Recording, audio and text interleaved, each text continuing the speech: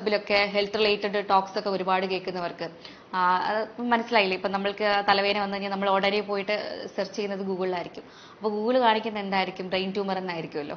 അപ്പൊ നമ്മൾ അത് കണ്ടിട്ട് ഒത്തിരി പേടിക്കുന്നവരുണ്ട്. അപ്പോൾ അത് അങ്ങനെ നമ്മൾ ഒരുപാട് ഈ സെർച്ച് എഞ്ചിൻസിനെ ആശ്രയിക്കുന്നവർക്കൊക്കെ ഈ ഹെൽത്ത് ആൻസൈറ്റി വരാനുള്ള ഒരു പ്രധാന കാരണമാണ്. പിന്നെ ആരോഗ്യ മാസികളൊക്കെ കറക്റ്റായിട്ട് ഈ അസുഖങ്ങളെ കുറിച്ച് കൂടുതലായിട്ട് പഠിക്കുന്നവർ, പുറത്തേക്ക് പോയാലും നമ്മൾ ഈ അസുഖത്തിനെ കുറിച്ച് മാത്രം ഇങ്ങനെ ഡിസ്കസ് ചെയ്യുന്നവർക്കൊക്കെ കൂടുതലായിട്ടും ഹെൽത്ത് ആൻസൈറ്റി വരാനുള്ള ഒരു പ്രധാന കാരണമാണ്. പണ്ട് എന്തെങ്കിലും ബാഡ് ഇൻസിഡന്റ് ഉണ്ടായിട്ടുണ്ടെങ്കിൽ, നമ്മുടെ മനസ്സിൽ പതിഞ്ഞ എന്തെങ്കിലും രോഗങ്ങളോ അങ്ങനെ എന്തെങ്കിലും, അല്ലെങ്കിൽ നമ്മൾ കേട്ടറിഞ്ഞ എന്തെങ്കിലും രോഗത്തിന്റെ ലക്ഷണങ്ങളോ അതൊക്കെ നമ്മളെ പേടിപ്പിക്കുന്നുണ്ടെങ്കിൽ, വേണ്ടപ്പെട്ടവരുടെ മരണമൊക്കെ സംഭവിച്ചിട്ടുണ്ടെങ്കിൽ നമുക്ക് ഹെൽത്ത് ആൻസൈറ്റി വരാനൊരു പ്രധാന റീസൺ ആണത്.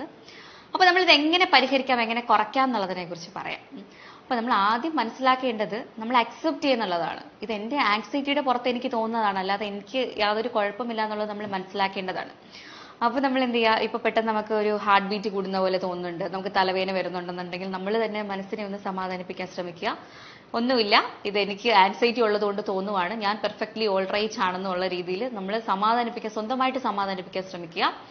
ആ സമയത്ത് നമ്മൾ എന്ത് ചെയ്യണം, നന്നായിട്ടൊന്ന് ബ്രീത്ത് ഇൻ ചെയ്ത് വിടുക. അതായത് നമ്മൾ ശ്വാസം മെല്ലെ എടുത്ത് വെക്കുക, ഒരു 10 സെക്കൻഡ്സ് എടുത്ത് ശ്വാസം എടുക്കുക, എന്നിട്ട് ഒരു 10 സെക്കൻഡ്സ് ശ്വാസം ഹോൾഡ് ചെയ്യുക. ഹോൾഡ് ചെയ്തിട്ട് മെല്ലെ ശ്വാസം പുറത്തേക്ക് വിടുക 10 സെക്കൻഡ്സ് എടുത്ത്.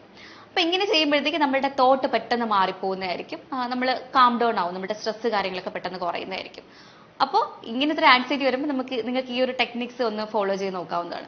അതിനോടൊപ്പം തന്നെ കറക്റ്റ് ആയിട്ടുള്ള ഒരു ബ്രീത്തിങ് എക്സസൈസ് എല്ലാ ദിവസവും ചെയ്യാൻ വേണ്ടി ശ്രമിക്കുക. ബ്രീത്തിങ് എക്സസൈസ് എന്ന് പറഞ്ഞാൽ പ്രാണായാമാസ് ആണ്.